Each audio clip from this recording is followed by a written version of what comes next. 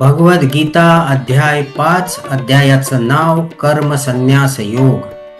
नावाचा अर्थ कर्म, कृती, कर्तव्य, संन्यास, त्याग, विशेषतः कर्माच्या फळाच्या आसक्तीचा त्याग. योग म्हणजे जोडणारा मार्ग, आत्मोन्नतीचा मार्ग, प्रक्रिया.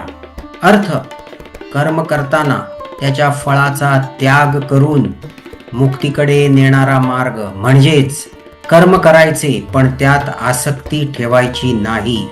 अध्याय 5 सारांश.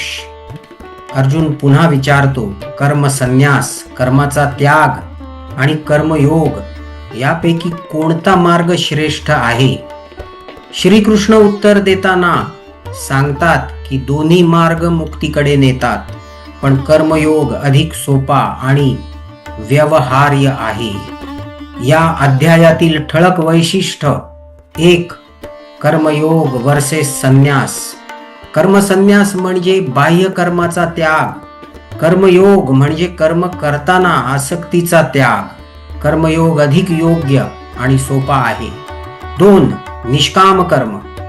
ज्ञानी व्यक्ती कर्म करत असला तरी मी काहीच करत नाही असा भाव ठेवतो, कारण ती व्यक्ती अहंकार आणि आसक्ती सोडते. 3. समत्व आणि शांती. जी व्यक्ती सुखदुःखात समभाव ठेवते, सर्वांमध्ये एकच आत्मा पाहते, ती खऱ्या अर्थाने शांत आणि मुक्त होते. 4. इंद्रिय नियंत्रण. मन आणि इंद्रियांवर ताबा, कंट्रोल असणं आवश्यक. बाह्य विषयांपासून अलिप्त राहून अंतर्मनात आनंद मिळतो. 5. ब्रह्मभाव. ज्ञानी व्यक्ती सर्वांमध्ये परमात्मा पाहतो. ब्राह्मण, गाय, कुत्रा, हत्ती सर्वांमध्ये समान दृष्टी. अध्यायाचा प्रमुख संदेश: कर्म करणं आवश्यक आहे, पण आसक्ती सोडा. समत्व आणि शांतता मिळवा.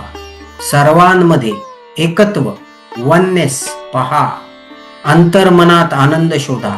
सार: हा अध्याय शिकवतो की जीवनात कर्म करत राहून त्याच्या फळाचा त्याग केल्यास मनुष्य खऱ्या अर्थाने शांत होईल आणि मुक्त होईल. कर्मयोग अधिक समत्व म्हणजेच आंतरिक शांती आणि मुक्ती.